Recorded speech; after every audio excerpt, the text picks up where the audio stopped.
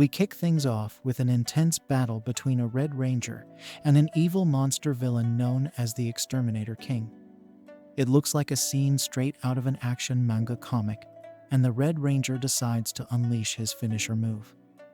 This is risky because he will not survive the attack either, but he is fine to lay down his life and leave the rest to his other copyright-free Rangers. They call out to him, but it's too late and a massive explosion follows which ends the villain as well as our hero. He knows that things did not go as well as he had planned, but he is happy to have given hope to the people of his world. He goes through all his memories and laments that he did not get to spend as much time as he would have liked with everyone else. Now he suddenly lands in a new place and is surprised to see that he survived the final attack. However, this does not look like his world, so he wonders where he has arrived. It seems that he has been reincarnated in another world, and now we move forward to 6 months in the future. Some people are shown to be under attack from an odd monster that keeps swinging its arms at max speed. It seems to be a losing cause, and even the adventurers fighting it admit that they have no chance of winning. They surrender quite easily, and then we see a cute girl named Lady Idala watching them and getting disappointed.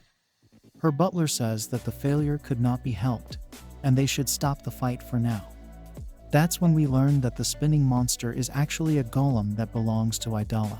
She orders it to stop, and this allows the adventurers to breathe a sigh of relief as their lives were flashing before their eyes. The butler now tells Idala that these are only B-rank adventurers, so there is no point in expecting too much from them. This is clearly an insult to them, but it's not like they can counter it with anything. Instead, they scold Idala for not having the money to hire a rank adventurers, and even lambast her fallen house. She is not going to just sit there and take their insults, so she tells her golem to throw these men outside. After this, she takes a look at her father's grand portrait and promises to take back the position of the royal family's wand. She also wants to prove that she is worthy enough to take over from her dad and use her family's magic to guide her people to a better tomorrow. The problem with this is that she needs a strong adventurer to get the job done, but she does not have the money for it. Now her butler tells her that there is one more adventurer due to come in today. Idala asks if he is another B-rank adventurer, because she does not want to waste her time on another coward who will not be able to defeat her golem. The butler says that the boy coming in is indeed B-rank, but as per the letter given to him by the guild, this boy was able to reach that rank in a matter of only 6 months. Keeping this in mind, it looks like he is the most promising rookie out of everyone else in this world. This gives Idala some hope to meet a person who's not as spineless as the candidates from before. The moment she says this, her golem is smashed against the wall right in front of her, leaving Idala confused. That's when our hero shows up and tells the others that this golem is a kidnapper, so they should get away from here. He does not know why such a monster is in a place like this, but he will keep it busy to allow Idala and her butler to escape. That's when the lady girl says that it is her golem which she uses to test adventurers. Our hero is shocked to hear this, and that's when Idala asks her butler if this is the B-rank adventurer the guild had told them about. He says yes, and then our hero recalls reading something about the golem when he had applied for the quest. This leads him to declare that Idala has been testing him right from the start, but she says that he was the one who began the fight. Now that he knows what he has to do, our hero uses his Bansen plate set to transform into his Red Ranger suit. Idala is confused to see his incantation, the bracelet he's using for his transformation, and most importantly, the excitement on his face.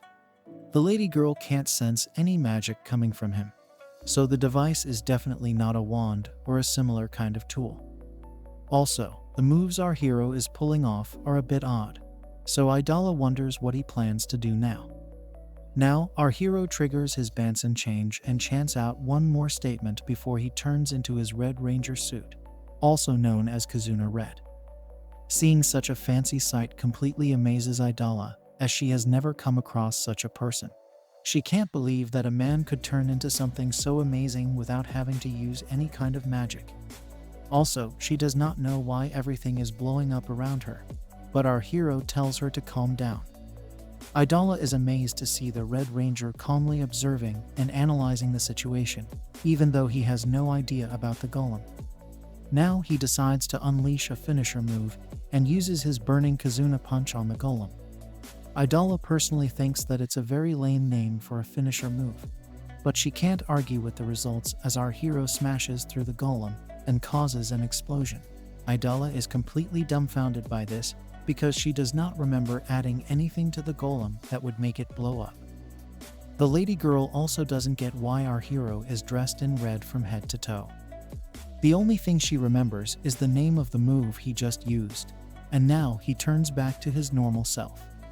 He then asks her if he has passed the test, and is met with a resounding yes, although Idala still has no idea how he functions. Our hero celebrates and finally reveals his name to be Asagaki Taugo, but says that he likes to be called Red. Idala figured he would have liked that name and goes on to introduce herself as well as her butler, whose name is revealed to be Poseidon. Now, Idala has a question to ask Red, which is fine with him because he feels that they should get to know each other a little before their bond blossoms. Of course, the lady girl asks him a ton of questions, starting off with the kind of job and skill he possesses. She wants to know how he is able to transform in such fancy fashion, why his clothes become so weird and red, why everything starts blowing up when he transforms, and why does have that bracelet. Red states that this is a lot more than just one question, so Idala puts it simply by asking who he really is. Our hero reveals everything about him, but the lady girl can't believe that he is from another world. Red asks if it is rare for reincarnation and summoning to happen in this world, but Idala now makes sense of the situation. After all, his powers don't make sense at all, and she hopes there are no other people like him over here. We learn that there are many history books talking about people who have come from another world, and some of them actually turned out to be heroes. A few of these heroes happen to be sealed away by the Demon King of the past too. Despite this, Idala is still overwhelmed to see a boy from another world in front of her very eyes. Red keeps checking out the different items in the palace, and then Idala asks him about his odd red suit. She wonders if this is something that everyone from his world wears. So Red explains that suits like his are very popular with kids. They used to praise Red and his suit, but Idala feels that they must have been brainwashed into thinking such a thing. Idala states that she finally believes that Red is from another world, so they can talk about the job that she has for him. Our hero, however, still finds it funny that she can't believe he used to be popular with kids. Red is told that the main mission is to collect mana metal from the ruins of Wake Nark, but this is the first time he's hearing of such an item. Poseidon goes on to explain that mana metal is a rare form of crystal that has just recently been discovered. When the planet's crust discharges mana, it eventually turns into a crystal, which is mana metal. Red does not get how this process happens, and Idala says this is the very reason why she wants to study it. She feels that if the mana metal can aid magical applications, then she can experiment and see how she can make use of it. However, if it can be used for dangerous acts, then she will report it to the royal family instantly. This is the duty of the people who are a part of the great wizard family. So Red says that she is trying to protect the bond between people and magic. Our hero is pumped up, but Idala only subtly agrees with him and tells us that in order to take back the title of royal family's wand, it is important for her to show the applications of mana metal to member of the same family. Basically, her results will determine if she is worthy enough to be what her father was. Now, the lady girl takes our hero to a wyvern dragon, which will be used to take them to the ruins of Wake Nark. She has used both tamer magic as well as reinforcement magic on the beast, so it should be able to take them to their target spot in no time. The wyvern dragon is shown to be friendly towards Idala, and then she says that they should be able to reach Wake Nark within half a day. However, Red has other plans in mind, so he transforms with his signature Bansen change and announces his Kizuna Red form once again. Even the dragon is shocked to see the suit, and Idala asks Red why he transformed in front of the lawn, because he has burned it down now. Red says that since the lady girl has stated that it is her duty to research on the mana metal, he has to get her to wake Narc as soon as possible.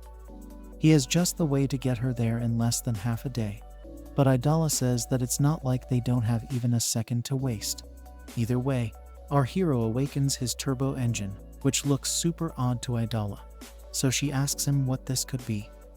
She asks Red to stop doing weird things one after the other, because it's hard enough for her to keep up with him. After all, he is more mysterious than mana metal could ever be. But our hero simply picks up the lady girl and keeps her to his side. Red says that she does not need to put her words that way, and then he proceeds with his turbocharge. Of course, Idala tells him that he needs to explain himself before he does anything. But it's too late for that as he launches away like a rocket booster. Red is shown to be a bit too fast as he zooms past every single thing in his sight. Poseidon comes in to tell his lady girl that lunch is ready.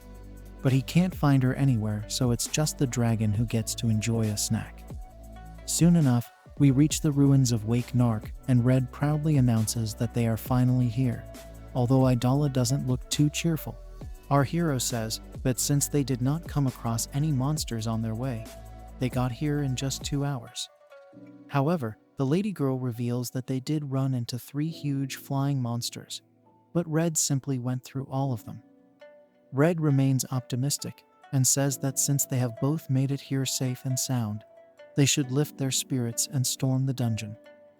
Idala begs him to let her rest for a second, because if she does not get a breather, then she will lose all sense of what is supposed to be normal. Either way, our hero and the lady girl enter the dungeon and start exploring the ruins in the hopes to come across mana metal. Soon enough, the duo comes across a whole bunch of demon monsters that growl at them and proceed to attack. Idala shows off her own powers and unleashes an ice spear attack known as Celsius Spike. This is good enough to take down one of the demons, and the lady girl states that these are all high-level monsters. There are way too many of these demons for her liking, but it's no issue for Red as he transforms and brings out his Shake Hand King. He goes on to unleash his Handshake Caliber attack, which is supposed to be a weapon that protects bonds and destroys evil. Of course, it looks like all of Red's moves are named after bonds like friendship or marriage. He isn't done just yet as he brings out his Matchmaker Snipe and unleashes a marriage beam gun to shoot through all his opponents. Red says some odd things such as marriage shot and engagement burst, so Idala is at a loss for words. She laments that in the time it took her to beat one demon, she is not even able to count the number of monsters Red has taken down. On top of that, she does not understand why he needs to have such a bright and loud weapon. Soon enough, Red destroys all the demons and comments that they blew up as well. This is a great achievement, but Idala is upset because she can't make use of any of the drop items, since Red's moves burnt them down as well. As our hero turns back to normal form, he comments that these demons were just about as strong as the Exterminator King's small fries. Idala is shocked to hear that Red is calling such high-level demons small fries, so she wants to know what kind of monsters he used to fight back in his world. Now, Red decides to explain the exterminators to Idala, who happen to be a secret society that planned to take over the world, almost like the Illuminati. In order to save the world from such demonic people, Red and his other rangers teamed up to become the Kizuna Five. Of course, Idala is still not able to imagine what it must have been like to be on Earth, so she thinks of him as some kind of hero who would fight demons and monsters. Red realizes that it's been over 6 months since his final showdown with the Exterminator King, and he hopes that his friends from the Kizuna Five are all right. Idala asks Red if he has ever tried finding a way back home, especially since he cares so much for his teammates. He says yes, because he had tried to find a way to return to Earth right after he first realized he was in another world. It was a great adventure for him, and he had gone as far east as he could and did the same for the far west as well. However, it was through his travels that he realized that this fantasy world and Earth are almost the same.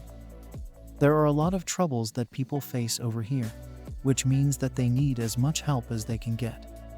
This got Red thinking, and then he came to the conclusion that he must have been sent to this world for a reason, the same way he was chosen to protect the Earth as Kizuna Red. He then declares that he will not go back to Earth till he finds the reason for being sent to this world. Also, it's not like he knows how to go back anyway, so he says that it's fine for him as long as he gets to help people, while also being able to go on adventures at the same time. Red feels that this way, he will be able to find his reason for coming to this world, and also maybe a way on how to get back to his friends. Our hero strikes a smiling pose as he says this, so Idala comments that he is quite carefree about his situation. Now, Red tells the lady girl that it's her turn to talk about her dreams and aspirations. Idala is shocked because she did not know that they were taking turns, but Red tells her that since they are on an adventure together, it makes sense for them to talk about their dreams and goals. He is rather excited about this, so the lady girl asks him how he's so passionate about every single thing. Anyway, as the couple explores the dungeon even further, Idala says that her goal is to restore her family's position as the royal family's wand. Red wants to know more about this title, so Idala explains that it is handed down to the person entrusted with all things magical, right from the research to the management of its uses and several other things. The title is held by the top wizard who serves the royal family. Idala's own family, Avorn, had held this position for generations. During their reign, Idala's family would make sure that magic was being used to bring happiness to the people of her world. She was very proud of what her family was doing, especially her father, who was the wand for a long period of time. However, all of that changed 10 years ago when Idala's father was challenged to a duel to see who would be the next wand. He had lost the duel, and as a result, Idala's family was exiled from the royal capital. The current wand has a monopoly on magic, and is only using it to help the nobles and the knights. War and civilians are treated as nothing more than tools for their own selfish needs, which is why Idala can never forgive the wand for what was done to her father. The lady girl maintains that she will take back the role of wand no matter what, because it is her dream to make everyone in her world happy with the power of magic. Red is speechless after hearing this, but Idala thinks that he might be feeling this is a very childish dream. She even says that he can laugh at her if he wants, but our hero says that he would never do such a thing. As a matter of fact, he holds the lady girl's hands and says that he has fallen in love with her. She is shocked to hear this and wonders if our hero is having any intrusive thoughts in his head, but that is not the case. He explains that wanting to put a smile on everyone's face is an amazing goal to have. Idala is relieved that Red is only in love with her spirit as opposed to her body, but she also tells us that it's really bad for her heart whenever Red opens his mouth to say something. Suddenly, the couple comes across a whole bunch of skulls and skeletons, so Idala panics. She wonders if these are the remains of the other adventurers who had come here looking for the mana metal. And then Red calls out to her because he has come across something massive. It's a giant tower of mana metal crystals which shocks Idala to her core. Red is pleased with what they have found, and he says that they will need to make multiple trips if they are to take all the crystals back home. However, the lady girl is a bit skeptical because of the structure of the mana metal. The crystals are supposed to form when the mana is discharged from the ground, which means that the mana metal is supposed to look like a frozen water fountain. However, the tower in front of her looks like a whole bunch of detached crystals, which have been arranged randomly. It actually feels like someone has gathered the mana metal and kept it all here. It's at this very moment that a massive dragon appears and attacks the lady girl. Red is able to save her from its claws, but he has to bear the damage from the attack. Our hero and Idala are smashed against the wall, but Red is able to keep the lady girl safe. Idala can't believe that they are up against an ancient dragon, which is known to live in ruins.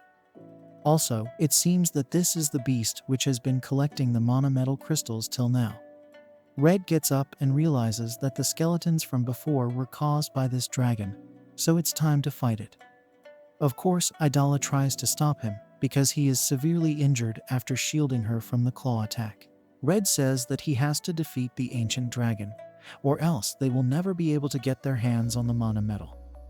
Idala tells him not to be foolish because even his Red Ranger suit is not as overpowered as an ancient dragon. She can't let someone else give away his life for her dreams, so she pleads with our hero not to provoke the beast and rather to focus on making an escape. However, Red tells Idala that he has fallen for her dream and says that she will definitely achieve it one day.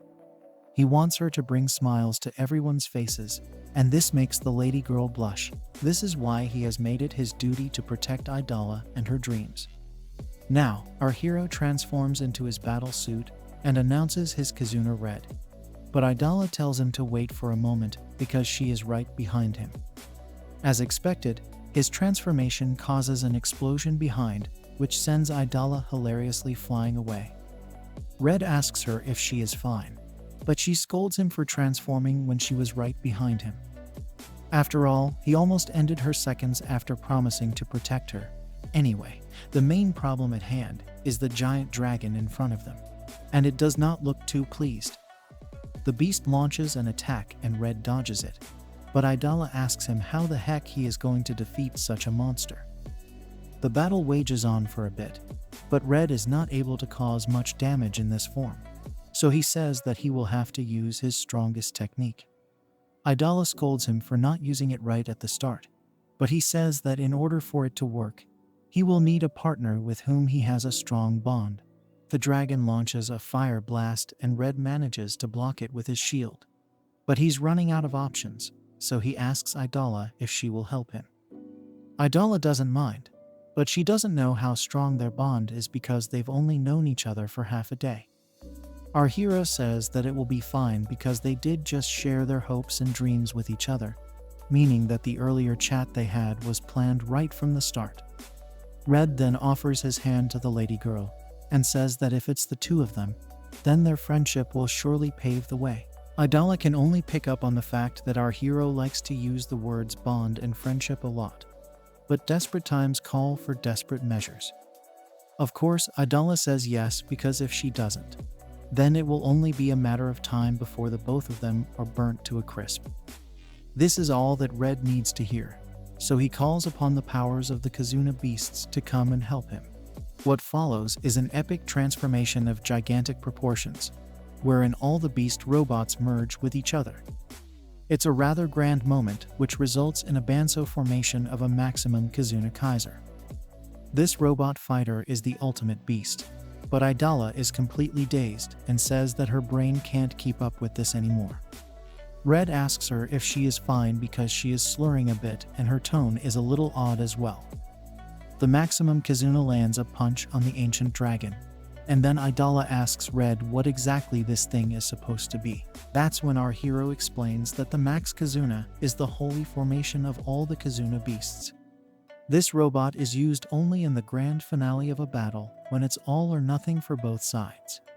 It's basically the strongest weapon of the Kizuna 5, which can be used to end any duel.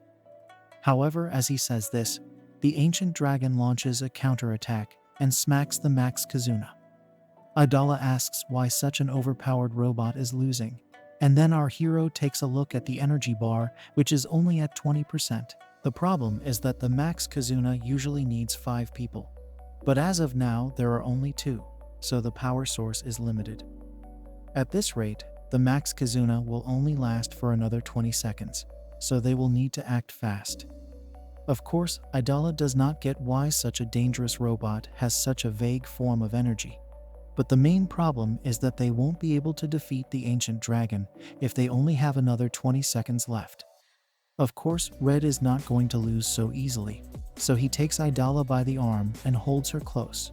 She is shocked by this behavior and suspects something shady, but our hero says that they are not done yet. As the ancient dragon prepares for yet another blow, Red tells the lady girl to believe in their bond. The Max Kizuna absorbs the attack and keeps the dragon at bay long enough for our hero to convince Idala that as long as it's the two of them, they can protect the future of this world. They just need one chance and the lady girl is ready to give it to Red, so the Max Kizuna prepares one last charge. Our hero then activates his ultimate blast, known as the exploding supernova of dreams. The Max Kazuna unleashes its Ultra Blaster right from its core, which lands a direct hit straight on the dragon's face. The cannon blast is so powerful that it smashes right through the dragon and incinerates its body. As a matter of fact, the cannon blast goes further beyond and even destroys an opening of the dungeon cave. This attack can be seen from high up in the sky by the other people of the world as well. Red rejoices that his bond with Idala has prevailed, but the lady girl laments that the weapons from our hero's world are truly terrifying. Now that the mission is over, we move a few days further into the future at the Adventurers Guild. We see our hero Red over there, and Idala comes to visit him with her butler Poseidon. Red accidentally calls him Sebastian, so he has to correct our hero. Anyway, Red asks Idala how the research on the mana metal is going, but she says it's coming along slowly. He asks her why she has come here and wonders if she wants to give him another quest. However, the lady girl says that she's here for another reason, which is to become an adventurer herself. She wants to form a party with Red, and this comes as a huge shock to him, but in a good way. He reveals that he's been wanting to be a part of someone's party for a while, but no one really takes him in, so he was starting to get worried. Idala figures it must be because he keeps burning all the drop items, just like he did in the last quest as well with the ancient dragon. Now, Red asks Idala why she wants to become an adventurer all of a sudden, and she says that it's mainly for her to be able to do some research on him. Her main fascination is with Red's powers, but he wants to know what good it would do for her to learn about them. She explains that if she will be able to comb his powers that come from another world with the magic of this world, then she can probably create a whole new kind of magic in itself. It could be like some kind of interdimensional magic. And the reason why Idala is so keen on it is because if she will be able to create a new form of magic, then it would really help her become the wand like she always wanted. It will be like realizing her dreams while also helping someone who is worried about not being able to return to his world. Red is silent for a bit, so Idala asks him why he isn't acting up like he usually does. That's when he screams out that he has been moved by the lady girl's words and feels that maybe he was brought to this world to meet her. Red even goes on to say that this could be destiny, but Idala is at a loss for words now. Our hero goes on to say that the lady girl is the only one who has thought of helping him ever since he has come to this world, and it makes her blush. Poseidon notices that Idala's face has become red, just like our hero's clothes, and she is not even able to react as of now. Moving on, Idala begins her research and comments that even though Red has a fancy transformation, his appearance and body structure are still the same as those of the humans in this world. She makes our hero open his mouth for a wand inspection, and he does as he's told. Now Idala says that the main difference between him and the other adventurers of this world is the fact that he does not seem to have any magical powers. That's why she wants to check his blood to see if he actually has any other kind of powers. Now she brings out a needle, but this causes Red to panic, and he assumes a defensive pose. He pleads with the lady girl not to use a needle, but she can't believe what she is hearing, especially from a boy who just saved her life by fighting an ancient dragon. Our hero reasons that he is ready for any kind of damage during battles, but he can't stand the sight of injections. However, Idala tells him that he promised to do anything for her in order to help her achieve her dreams. This leads to a hilarious struggle, and then Poseidon has to tell the two of them to behave, because they have assumed a sensitive position in a public space. These things should only be done at home, so Idala gets off our hero and spares him for now. Then she gets an adventurer's tag from the guild man who tells her that she can use the tag to see her status. It can be used as proof to show that she is an adventurer, and she can also use it to assess how her skills are growing.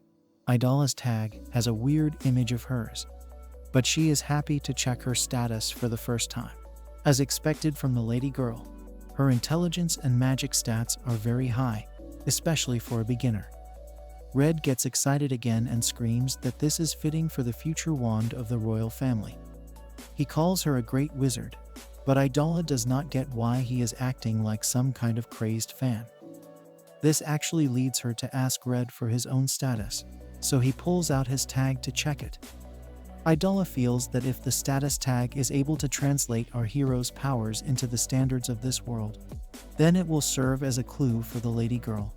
However, she is shocked to see that his status is shown in a completely different format. This does not make any sense to her, but even the Banso change is shown on the status tag. Idala is clueless and bamboozled, because she can see stats like punching and kicking power, which does not exist in her world. There is no mention of strength, there is no level, and this means that even the guild could not locate Red's skills. The worst part is that our hero's finisher move, Burning Kazuna Punch, is even mentioned on his skill tag, which makes it even lamer. She also does not get why the Banso change is shown in the tag, along with a line that says Red will not allow the exterminators to win.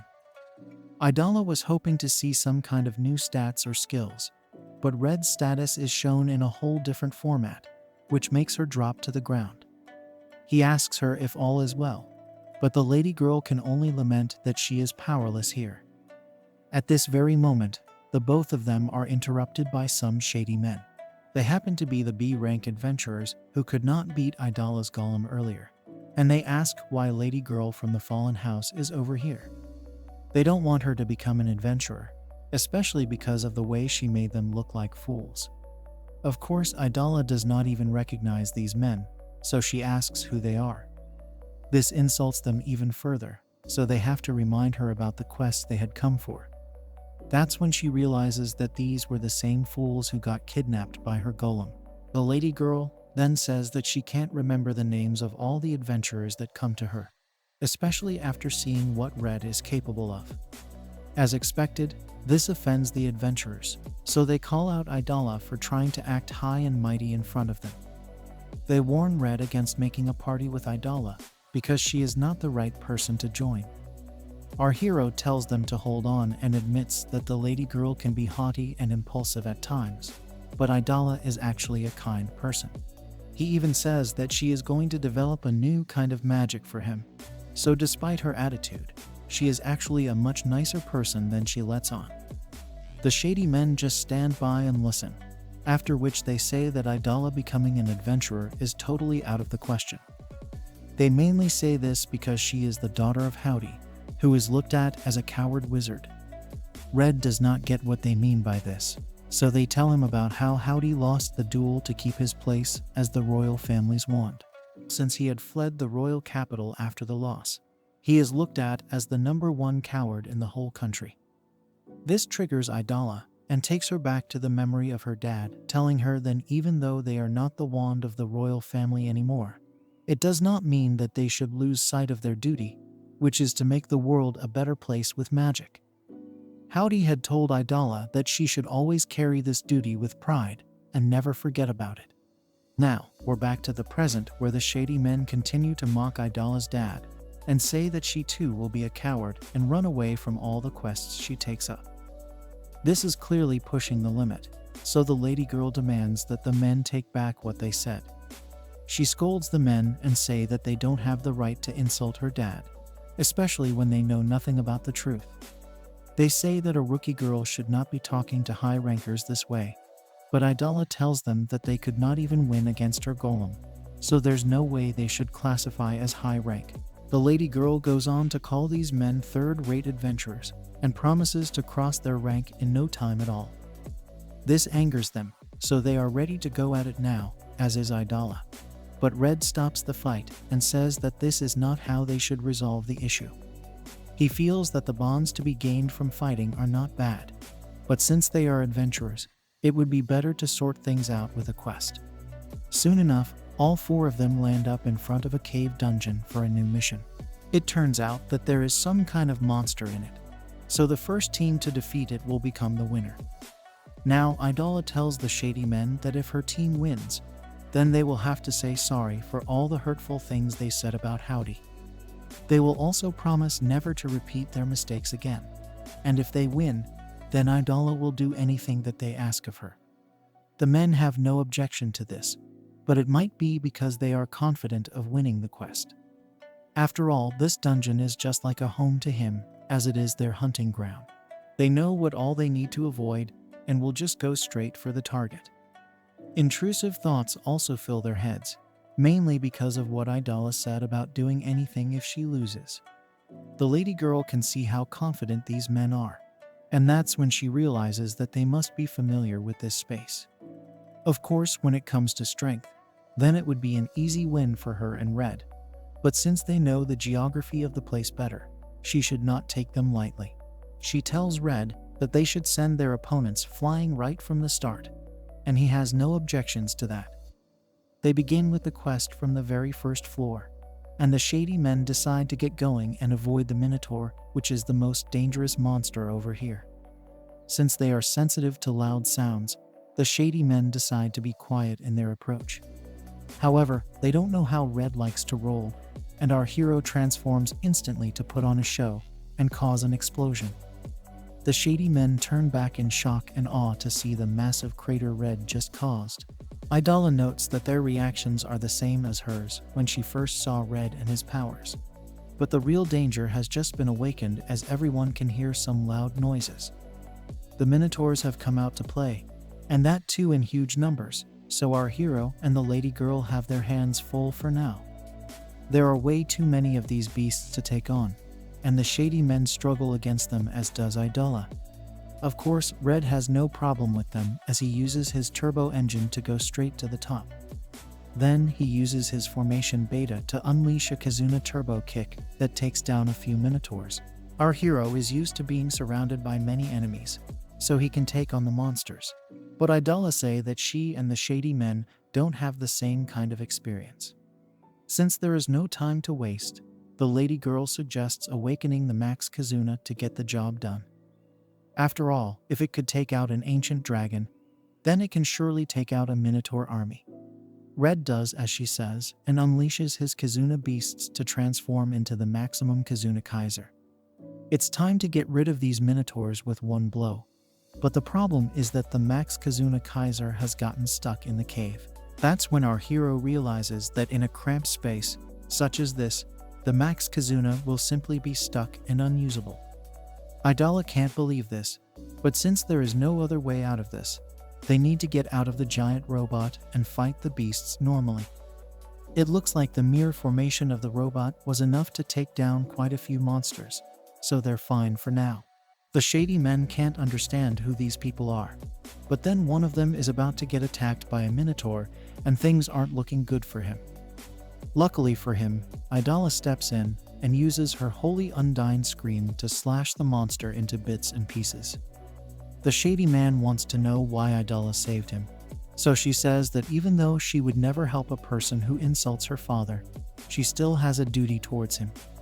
When Howdy had lost the duel and his position, he was exiled from the royal capital, but he did not let the insults get to him. Till his last and final breath, Howdy was doing research to see how magic could help people. Keeping this in mind, if Idala were to let a life be lost in front of her, even when she could have saved it with her magic, then she would bring dishonor to her father's name.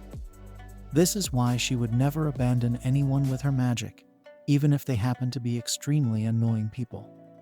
On top of that, she also mentions that she does not want to see the shady men lose their lives before they say sorry about what they said about her father. After all, Idala does not want these men to think that she is fond of them or something.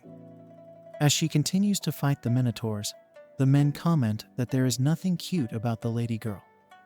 However, she does not need them to think of her as cute, as she only wants to win the quest. Red decides to butt in, and he says that Idala is more of a beauty than a cute girl, but this makes her blush. It also makes her wonder if our hero has been looking at her with shady intentions. But he does not get what she means by that. The shady men tell the couple to stop flirting and keep fighting, because there are too many Minotaurs to deal with.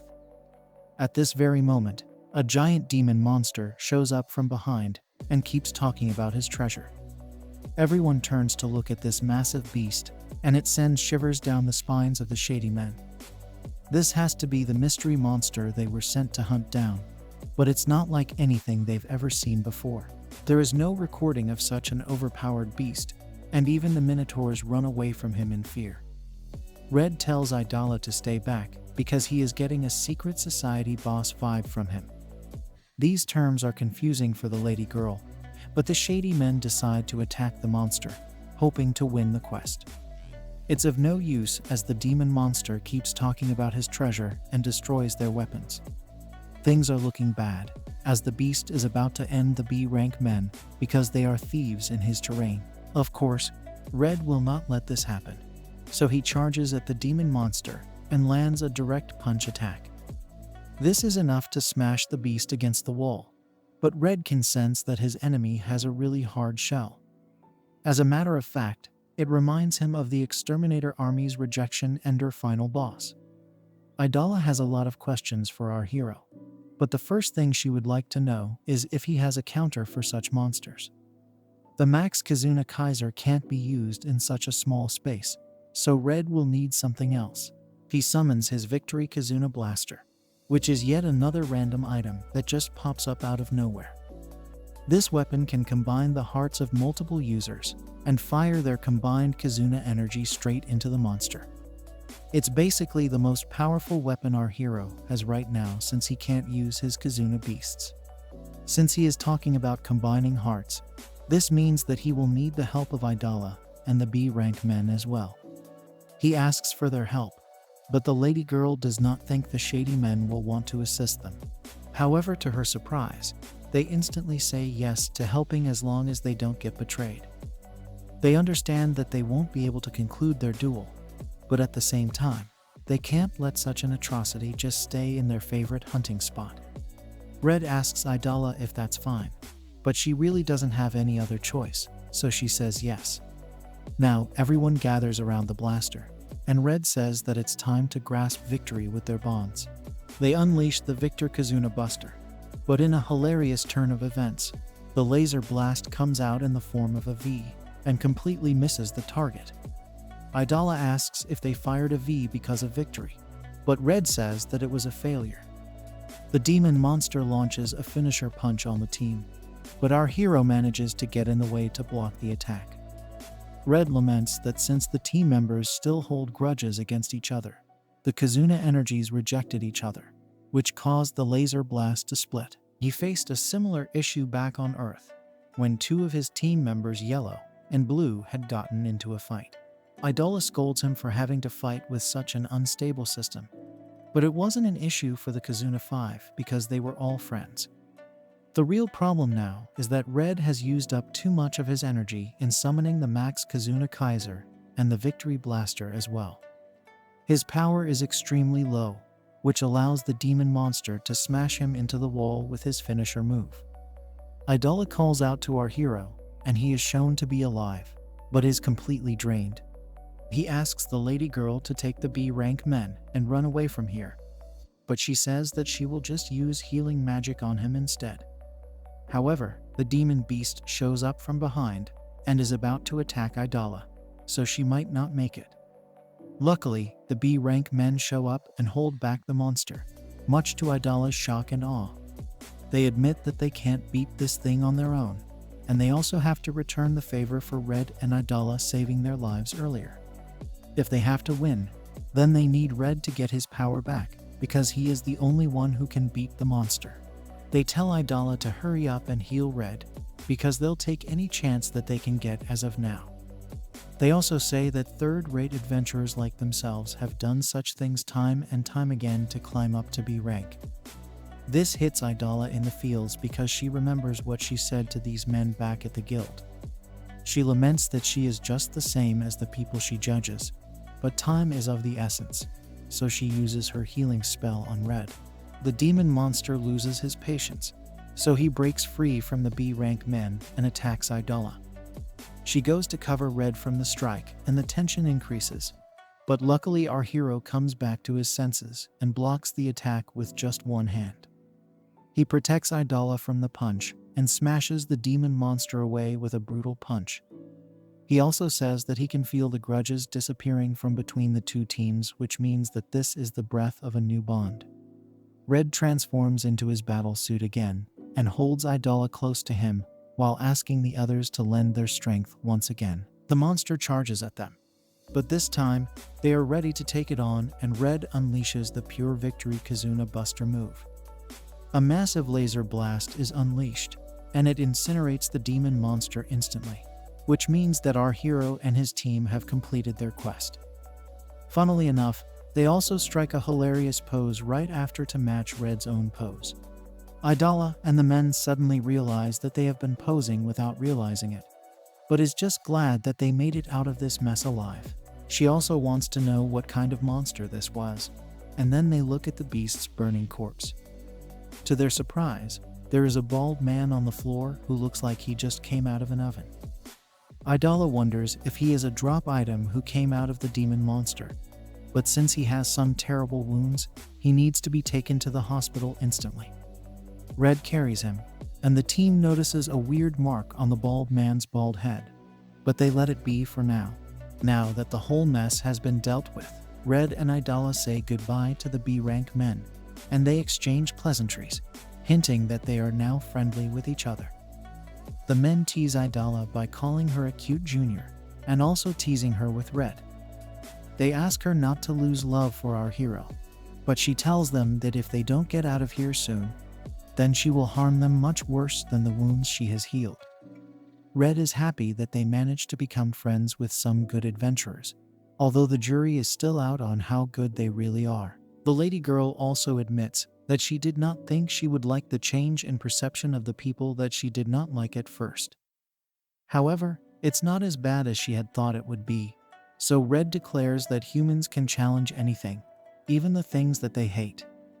Idala had expected him to say something like that, so she also challenges him to like something he hates, like the needle injection she wants to use on him. Of course, our hero is not ready for that, so he gets ready to transform once again to keep himself safe.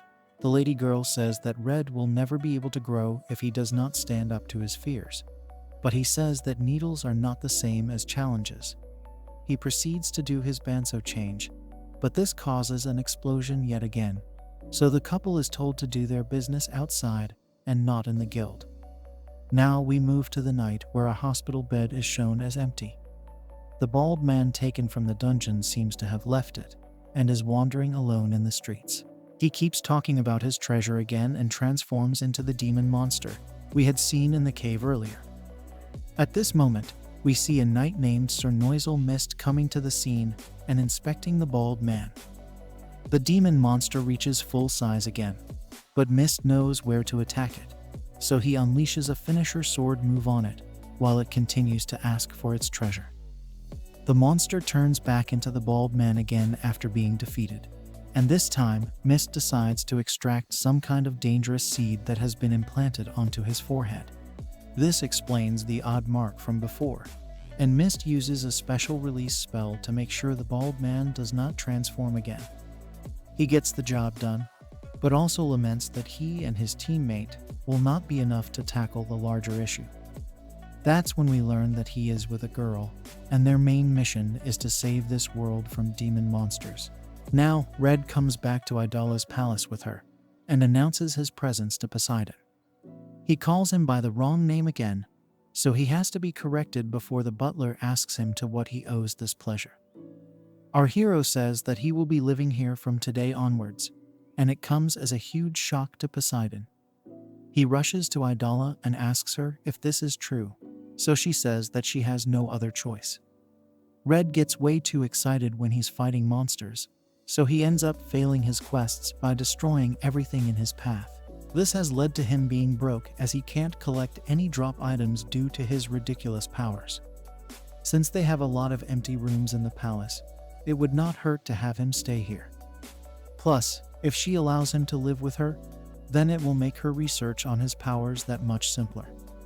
Poseidon still has his reservations because our hero is still a man after all, which means that intrusive thoughts are in his mind, body, and soul. Idala does not see any issues with this because she has been living with Poseidon for a long time, and he is a man as well. He says that is true, but he has been working as the butler of her family for generations, so it's fine. As a matter of fact, he looks at the lady girl as if she were his own granddaughter. On the other hand, Red is a young boy who is in his peak teenage years, which means that his hormones are all over the place. There is no telling what he might do to Idala's curvy body, but she tells her butler not to call his apparent granddaughter curvy. She does not think that Red is that kind of boy. But then she recalls the time he called her a beauty in front of the B-rank men. That's when she feels that Red might just be a creep after all, so Poseidon decides to take matters into his own hands. Now we see our hero taking a look at some of Idala's dad's portraits and comments that the lady girl has eyebrows just like him. Poseidon comes to the scene, so Red asks him what's the matter. The butler says that as rude as it may seem, he has something to ask of Red if he is to stay here for so long. Our hero has no issue with this, as he says, when in Rome, do as the Romans do. He asks what Poseidon wants from him, but it's not a simple favor, as he wishes to castrate him. This is a ridiculous ask, so Red wants to know why such a thing is being demanded of him. Poseidon gets right to it and is about to attack our hero's lemons, but he stops him and asks why he is doing this. The butler says that it is his duty to make sure his lady's innocence and purity is reserved and protected. Red calls out to Idala to save him, but one thing leads to another, and she lands up on top of him. That's when Mist and the girl he was with show up to the palace and enter. The girl says that they tried ringing the bell a few times, but they did not get an answer, so they decided to walk in. What they see is a very shady sight, with Red trying his best to protect his lemons, while Idala and Poseidon try to violate him. This is indeed a rather awkward moment, but the girl decides to poke fun at Idala by saying she is quite enthusiastic, even in the afternoon. Her name is revealed to be Teltina, and Mist asks her not to use such terms as she is a lady. Now we can see that Poseidon has been punished for his assault on Red's lemons, and he is made to stand outside the gate to think about what he has done. We learn that Teltina is the third princess of the Ava Lost Empire, and her full name is Teltina Liz. Mist happens to be her attendant as well as the hero of this world. The night boy is still upset that his princess had to see such shady acts in front of her, so he pulls out his sword and says that he will punish Idala and Red for their behavior. Of course, Liz stops him and says that it was their fault to walk in on Idala getting her freak on. The lady girl tries to explain that it's not what it looked like, but Mist and Liz seem to be having their own little romance. The princess tells the night boy that he has to act better if he wants to be loved by all the other people of the kingdom. However, he does not care for anyone else and says that as long as he has Liz's love, then he can conquer anything. Seeing this makes Idala a bit nervous, but Red happily says that Liz and Mist are an odd couple. Now that all the formalities are out of the way, Liz says that she would like to discuss something that is extremely urgent. She then pulls out a bottle that has the seed Mist had pulled out from the bald man earlier. The princess wants Idala's help in analyzing and retrieving the magical item in the bottle. Idala is shocked to see it because it's the same mark that she had seen on the bald man's head after they had defeated the demon monster. She explains to the princess what had happened the previous day and how she came across this mark. That's when Liz realizes that Red was the one who had beaten the monster first. How is all of this going to come along in the grand scheme of things? What sinister plan is causing these evil seeds to turn into monsters? Like, share, and subscribe to find out in the next video. Hit the bell icon to get notified when I upload part 2. See you soon.